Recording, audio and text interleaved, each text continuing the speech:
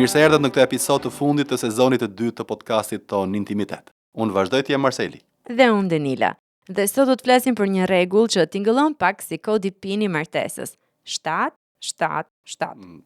Po, ose si numri që disa njerëz mendojnë se i sjell fat, ndërsa disa çifte mezi arrin të bëjnë 3 nisha. Pra, një takim në vit, një fundjavë, vetëm kur u prishet makina dhe një pushim romantik që shijohet duke parë me nostalgji fotot e 2 viteve të para të martesës. Sot do të flasim për një strategji shumë praktike për martesën. Një takim çdo 7 ditë, një fundjavë çdo 7 javë dhe një pushim pa fëmijë çdo 7 muaj, për ta kuptuar çfarë është pra ky kodi PIN. Edhe nëse po mendon, po ne kemi fëmijë, punë, lodhje, kredi, stres, pikërisht për ju është ky episod.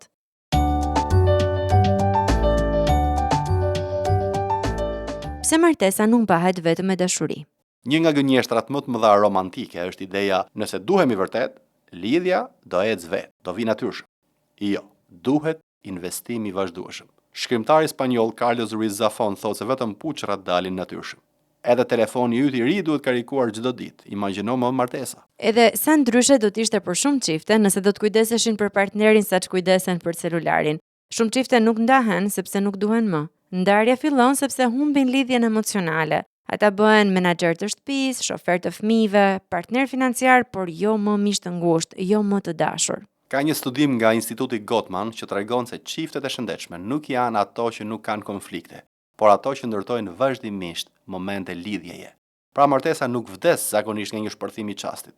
Ajo vdes nga neglizhencat e vogla të përditshme, sepse gjithçka është një proces që ndjek një linjë të vetën deri kur i vjen fundi.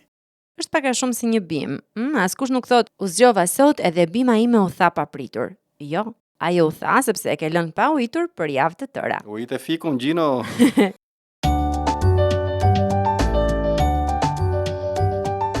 Çdo 7 ditë, takim javor. Le të fillojmë me të parën.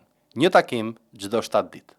Dhe këtu nuk e kam fjalën për, po ham bukë duke parë Netflix ndërkohë që fëmia ja plas çarit. Ky nuk quhet takim, quhet mbijetesë. Takimi javor është ne po zgjedhim njëri tjetrin shëllimisht.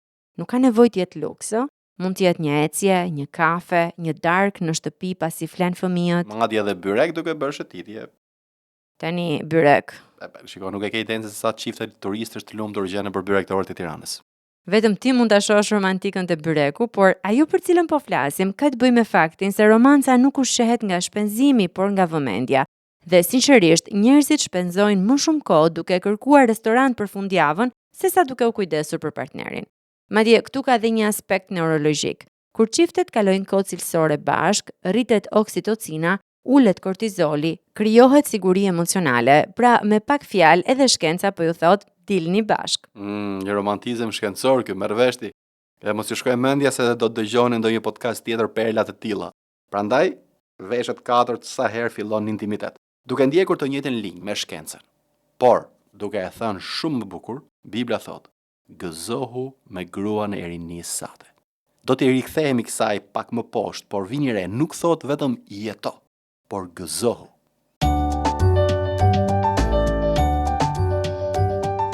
Në këtë pjesë të dytë do të flasim për një hap tjetër, një fundjavë, çdo 7 javë. Tu shumë prindër thon, po kujt ja lën fëmijët? Po, sepse sa po bësh prind në Ballkan, ndihesh sikur përkryen tradhti kombëtare nëse largohesh 2 ditë. Por fëmijët nuk kanë nevojë për prindër të raskapitur emocionalisht, kanë nevojë për prindër që duhen. Një fundjavë bashkë jep martesës reset emocional, intimitet, bisede reale dhe kujtime të reja.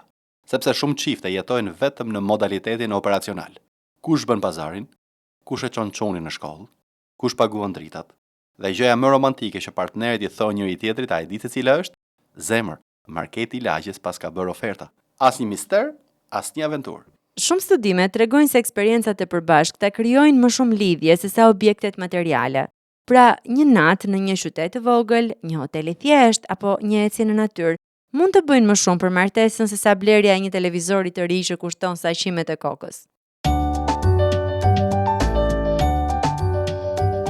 Çdo 7 muaj pushime pa fëmijë. Tani vjen edhe pjesa më kontroverse. Pushime pa fëmijë çdo 7 muaj. Disa prindër tani mund të jenë duke na shikuar sikur tham një herezi. Po si mund t'i lëm? Qetësohuni, nuk po themi t'i dërgoni në Everest. Ideja është kjo. Para se të ishit prindër, ishit çift. Dhe nëse lidhja e çiftit dobësohet, edhe familja dobësohet. ka diçka shumë të shëndetshme kur burri dhe gruaja rikujtojnë. Ne nuk jemi vetëm mami dhe babi, jemi ende unë dhe ti. Pa hapra më. Madje edhe Jezusi largohej periodikisht nga turma për të tërhequr dhe rifreskuar. Ritmi i pushimit është biblik. Perëndia vetë krijoi ditën e pushimit, jo sepse lodhej, por sepse njeriu do harronte të ndalonte.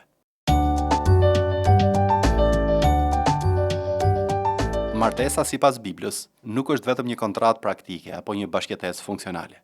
Ajo është një beslidhje dashurie, një marrëdhënie që duhet ruajtur, ushqyer dhe kultivuar me qëllimshmëri. Pikërisht për këtë arsye, ideja e 3 shtatave nuk është thjesht një formulë romantike moderne. Ajo pasqyron edhe një parim biblik. Marrëdhëniet jetojnë përmes pranisë, ritmit dhe investimit vazhdueshëm.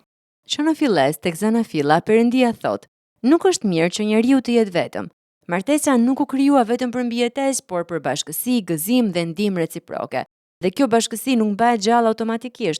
Çdo gjë që ka vlerë në jetë kërkon kujdes, besimi, familja, miqësitë edhe po ashtu edhe dashuria bashkëshortore. Bibla nuk e përshkruan martesën si një marrëdhënie të ftohtë detyrash, por si vend gëzimi. I rikthehemi edhe një herë fjalëve të urta. Gëzohu me gruan e rinisate. Vini re pra që shkrimi nuk thot vetëm jeto, mbijeto apo bashkjeto, por gëzohu, shijo. Ka diçka thellësisht shpirtërore tek fakti që burri dhe gruaja zgjedhin vazhdimisht njëri tjetrin, edhe në mes të lodhjes, rutinës dhe përgjegjësive. Dhe pikërisht këtu hyn rëndësia e ritmit. Në Bibël, Perëndia krijoi ritme të shenjta për jetën njerëzore, ditën e pushimit, kohën e tërheqjes, festat, momentet e ndalimit. Nëse edhe jeta shpirtërore ka nevojë për ritëm edhe ripërtëritje, sa më tepër martesa.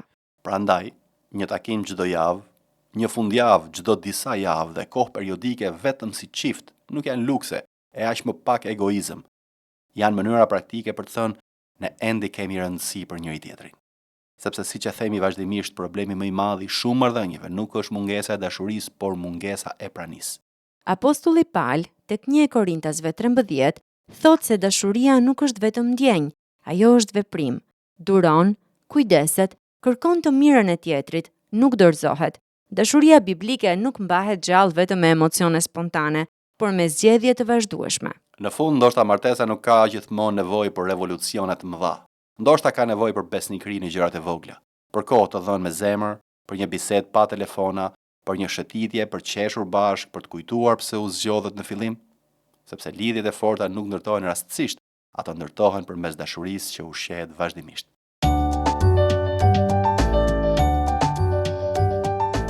Tani, le të jemi praktik. Disa njerëz po mendojnë, kjo tingëllon e bukur, por s'kemi lek. Ne e kuptojmë shumë mirë këtë, por 777 nuk është ligj, është ritëm.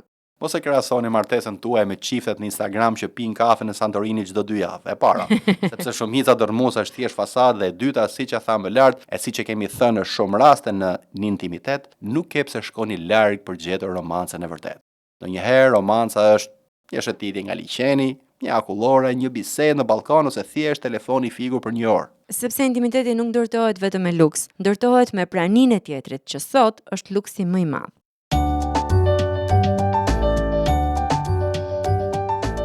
Ndoshta sot nuk ke nevojë për një revolucion në martesën tënde. Ndoshta ke nevojë vetëm për ritëm. 7 ditë, 7 javë, 7 muaj. Jo perfeksion, por qëllimshmëri. Edhe ndoshta pyetja më e rëndësishme sot është: apo e trajtojmë martesën tonë si prioritet apo vetëm si përgjegjësi? Sepse lidhjet e forta nuk ndërtohen rastësisht. Ato ndërtohen përmes një investimi të gjatë të vazhdueshëm. Faleminderit që ishit me ne në intimitet. Nëse ky episod ju ndihmoi, ndajeni me një çift tjetër ose dërgojani bashkëshortit si një hint shumë shpirtëror. Dhe mos harroni, dashuria nuk mbahet gjallë vetëm duke e ndier, por duke u ushqyer. Miru dëgjofshim në sezonin tjetër. Miru dëgjofshim.